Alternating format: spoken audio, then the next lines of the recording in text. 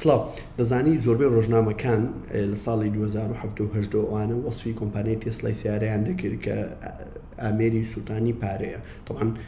تێسلا ئێستا کە مارکت کاپەکەی کە سعری یان نرخی ئەو کۆمپانیا بە هەموو شتەوە ینی ئەگە تێسلا بکڕی لە هەرچی شتێکی کە ڕەبتە بە تێسلا نزیکی 705 میلیارد دلارە بۆ شتێک کە 4-5 ساڵ پێش ئێستا نزیک بووی کە ئیفلاس بی و مایاپوز بی و بڕیاری دەرهێنانی ینی ئیفلاسیەکەی دەربچێتن. طبعاً بۆ ئەو کەسانی کە زانیاریانی ئێستا بۆتان باز دەکەم کە کاتی خۆی تێسلا بووە وەزعی خراپ بوو زائیدەم بەچی وەزعی باش بوو هەروە هەندێک زاراوەی ینی ئابووری هەیە بۆتان باز دەکەم و بۆتان شەرح دەکەم بۆی تێبگەن مەبەستم چییە. طبعاً کۆمپانیا بەعام لە ئەمریکا و لە زۆربەی وڵاتانی زیان لێرنە بە دوو شێواز دەڕوای. یەکەمیشان پرایڤێت کۆمپانیا مەسەلەن من خاوەن کۆمپانیایەکەم من خۆم ڕەسمالی ئەو کۆمپانیایم و خۆم پارەم هەیە و ریخمە ناو کۆمپانیایەکە تەتەوڕ بە ئیشەکە دەکەم و کەس یارمەتیم ناداتن لە هەمان کاتژا کۆمپانیاکەم بەرەو پێش دەبم و بەقوتی دەکەم. ئەوە یەک هەشە ئەوانەی کە پێی دەڵێن کۆمپانیایەکانی ئەوی بە پشکە شەریکات مساهمە ینی چۆن مەسەلەن بۆ نمونە تێسلا هەموو کۆمپانیایەکی یەکەم جار دەست پێ دەکات بە ئەوە دەست پێ دەکاتن بە کۆمپانیایکی پرایڤێت ینی تایبەتی خاص ینی کەسێکە شخصێکە یا مەزمانەفەرێکە دوای ئەوە IPO بۆ دەکەن. IPO چیە بە ئینگلیز پێدەن Initial Public Offering بە عەرەبی پێدەن ئیکتتاب. ئەوە چیە بزەبەر بە کوردی نازانم بەس بۆتان وەسف دەکەم. بۆ نمونە من کابرایەکەم ئەبقەریمە لە بزنس سیڤیەکەم زۆر باشە خەڵک باش دەمناسی وەکو ئیلۆن مەسک ئەتوات لۆ بینێت کە کابرا باشیان خراپە بەس خەڵک بڵێ نەڵێ بەناوبانگە خەڵک دەزانیتن کە ئەو کابرایە بستە ناو پرۆجێکتەچی ئەو پرۆجێکتی بەرەو پێش دەبا لە زۆر ڕۆ ئەگەر لە ڕووی کواڵەتی و ئەوش نەبی لە ڕووی مارکتینگ لە بەرەوەی خۆی وەک مارکتینگ براندە لێم تێدەگەن ئەوە لەو حاڵەتی ئەمن کە نەفرێکی وا لە پشت ئەو کۆمپانیای بۆ من کۆمپانیایك ڕادگەێنم بەناوی کۆمپانیای دابان شتێک دروست دەکەم و لەبەرەوەی منیش زۆر بەناوبانگم و خەڵک سیقەی بە ئیشی منە و بە سیڤی منە و دەزای من مێژوم زۆر باشە لە هەرچی کۆمپانیایە کە چویمە ئیشم کردو کۆمپانیاکەم بەرەو پێش بردیە من لەو کاتە شەریکەکە IPO بۆ دەکەم ئیکتتای بۆ دەکەم یعنی تەرحی دەکەم بڵاوی دەکەمەوە لە بۆرسا بۆ نمونە کۆمپانیایەکەی دەنرخێنم بۆ نمونە کۆمپانیاکە نرخی 10 میلیۆن دلارە دیکەمە مەسەلەن 10 میلیۆن سهم هەر سامی بە دلارێک ئیتر ئەو سامی دەخەمە بازار خەڵکی 100 سامی دەکری خەڵکی 50 سام خەڵکی 1000 سام خەڵکی 10,000 سام ئەو پارەی کە دەیکڕم ئەو شەریکە ئەو پارە دێت و ناو شەریکە بووی و بەرهێنانی پێ بکرێ ئەو پلان و ئەو شتانە هەیە کە کۆمپانیا داینیاوە بیکاتە ناتوانانی بیکات لە بەرەوەی پارەی لە بەردەست نییە بەس بیرۆکە و نەفەری زیرەکی لە پشتە بەسپارەی لە بەردەست نییە ئەو پارە دێت و ناو کۆمپانیا بۆ ئیش لەسەر ئەو بیرۆکانە بکرێتون کۆمپانیاکە زیاتر بەرەو پێش بچیان زیاتر تەتەوڕ بکاتن. طبعاً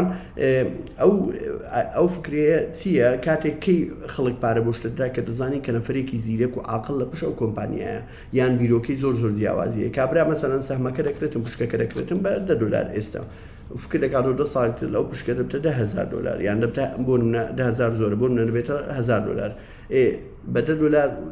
$10,000 سەتا چەند ئەوەندەی خۆی زیاترە و پارەیە سەتا بە چەند هەزار و زائیدەنیش کابرایەک پشک ناکرد لەوانەیە یەکسەر بای $1 میلیۆن پشک بکرێت چکە سیقەی بە من هەیەیان سیقەی بە ئیلۆن مەسکەیە کە ئەو کۆمپانیا بەڕێوە دەباتن بە جوانی وشتی زۆر عەجایب دروست دەکەم. تێسلا کە ئیکتتابی بۆ دەکرێت لە 2010 پاش ئەوەی کە چەند ساڵێک ئیلۆن مەسک ئیش دەکات لەسەر ئەو کۆمپانیای هەوڵ دەدا کە یەکەمین مۆدێلی سیارەی کارەبایی و ئەو ئایدیایی سیارەی کارەبایی و بیرۆکەیە بڵاو بکاتەوە. طبعاً 2017 پێش کۆڕۆناوانە وەزعی تێسلا لەوپەڕی خراپ دەبێت لە بەرەوەی ئەو کات چونکە شتەکە تازەیە بۆ نمونە دروستکردنی سیارەی کارەبایی هەموو ڕۆژ خەڵک دروستی نەکردووە بۆیە ئەگەر سیارەی کارەبایی بۆ نمونە سیارەی ئەتیاریەکە 2 دەفتەی تێبچی لەوانەیە سیارەی کارەبایی بە نەفسی ئەوە دووقاتی تێبچی لە بەرەوەی ئەو مادانەی کە بەکار دێتن بە ماس پرۆدەکشن بەردەست نییە ینی بە دروستکردنەکی بە لەسەر سکێڵەکی گەورەیە ینی بۆ نمونە ئەمن لەکوێ 1000 پاکەت دروستکەم لەکوێ 2 پاکەت دروستکەم 1000 پاکەت کوفەکەی زۆر زارزانتر لەسەوەی 2 پاکەت دروستکەم ئەگەر تەقسیم و جەمع بکەین ئەوجە فکرەکە لەوێ سیارەی کارەبایی چونکە تازەیە چونکە بۆ شێوازە بەردەست نییە بۆیە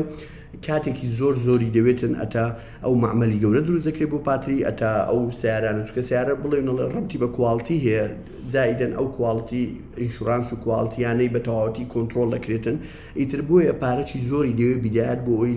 بۆ بەرهێنان و لە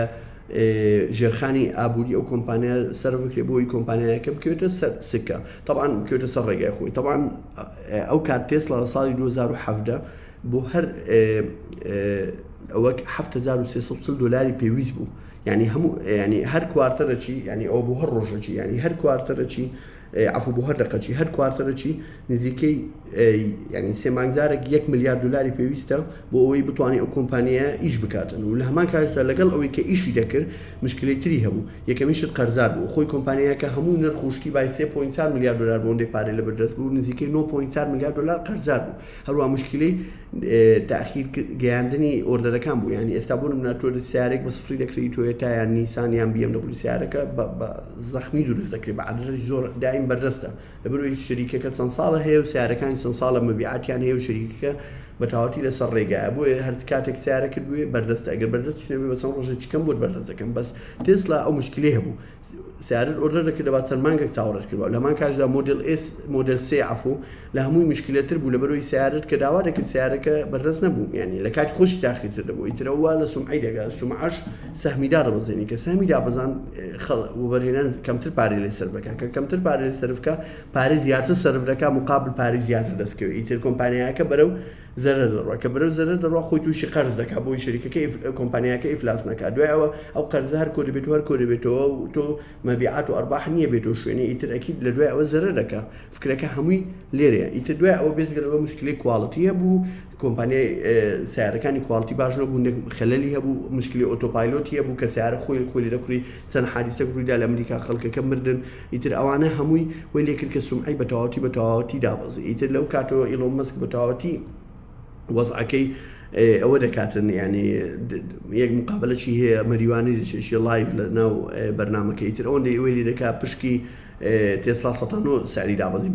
بێزگەلەوەش کە ئەوها لە ساڵی 2017 نزیکەی 125 نرخی خۆی لەدەستدا بوو. ئیتر ئەوانە هەمووی لێ کرد کە تێسلا بە تەواوەتی بەرەو ئیفلاس و بەرەو لە ناو چوومسی. بەس ئەوەی کە ئیلۆن مەسک کردی لە هەمووی گرنگتر بوو کە دروستکردنی معمل بوو خۆی لە ئەمریکا سیارەکان دروست دەکرات توانی مەسەلەن دوو معملێکی دروست بکات یەکەیان لە سین یەکەیان لە ئەڵمانیا بۆ ئەوەی تەقریبەن کەڤەرجی هەموو گۆیزەوی بکات. يعني مەسەلەن ئەوانەی کە لە قارڕێ ئەوروپا و ئەوروپا نزیکە بە قارە ئەوروپا و ئاسیا و شەرق الأوسط و ئەتا حەدێک ئەفریقیا لەو معملە بۆ یامەتی ئەمریکا و ئەمریکای لاتین و ئەمریکای سەر و کەنەدا لە ئەمریکا بۆ یامەتی ئەوانەی ئاسیاش لە معملەکەی سین بۆ یامەتی. ئیتر وێ لێ هات ئەو موعیدانەی کە دەدرا پێش وەختی سیارە حاضر دەبوو ئەوە یەک دووش کواڵیتی زۆر باشکردی سیارەکان وێ لێ کرد کە ئەو مشکلانەی کە هەبوو هەرنەبی و مشکلی تریش ڕوونەداتەوە. ئیتر ئەوانە هەموو وێ لێ کرد کە تێسلا نرخی هەستەوە یعنی کە لە ساڵی 2020 تێسلا نرخی گەیشتە نزیکەی $140 ملیار یعنی مارکت کاپەکەی کە وەزعی ئەوها خراپ لە ئیفلاس بوو یەکەمین کۆمپانیا کە کۆمپانیای ئەمریکی لە سیارە لەو مەجالە بگاتەوە نرخە. ئێستا تێسلا لە هەرچی شەریکاتی سیارەی کاربایی نرخی زیاتر نزیکەی $795 ملیار تەسەوور کە سعرە تەسەوری ئەو سعرەکەن هیچی تر ناڵ. ئیتر بۆیە ئەوە وەک وتم لەو ڤیدیۆیە بۆتان باز دەکەم لە ڕووی ئابووریەوە چۆن ئەو شتە دەکری. ینی بۆ نمونە ئێستا تۆ کە خاوەن بیرۆکەیەکی زۆر باشی ئەگە بۆرسە هەبی و ئێرە وەکو ستاندەردی ئەوروپی و ئەمریکی و ئەوانە بی کە تۆ ئایدیایەکی جیاوازت هەیە بیرۆکەیەکی جیاوازت هەیە و کەسێکی زیرەک و عەبقەری بەس پێویستت بە وەبەرهێنەرە پارەت بۆ بخاتە ناو پرۆژەکە بۆی بتوانانی پرۆژەکەی بەرەو پێش بێ. ئیتر فکرەکە لێرە ئیلۆن مەسک خۆی ناوەکەیە. ئیتر ئەو هەر یەکێکی تر بابەتە سەوری من لە شوێنی ئیلۆن مەسک با ئەو کۆمپانیا بە تەواوەتی ئیفلاسی دەکردیان کۆمپانیایەکی تر لێ کڕیەوە ئەوانەی کە زوازیان زۆر باشە و تەتەوری پێ دەکرد. ببوونم ڤیدیۆیەکە هەندێک درێژ و بەس ئەوە بە کورتی و بە خێرایی هەندێکشتی بە شێوازێکی زۆر سادە وتم بۆتان باسکەن لە ڕووی ئابووریەوە کۆمپانیانە چۆن IPO دەکەن و چۆن تێسلاش وەزعی خراپ بوو لە ئیفلاس و ئێستا کە گرانترین کۆمپانیای سیارەیە لە جیهان. سڵاو.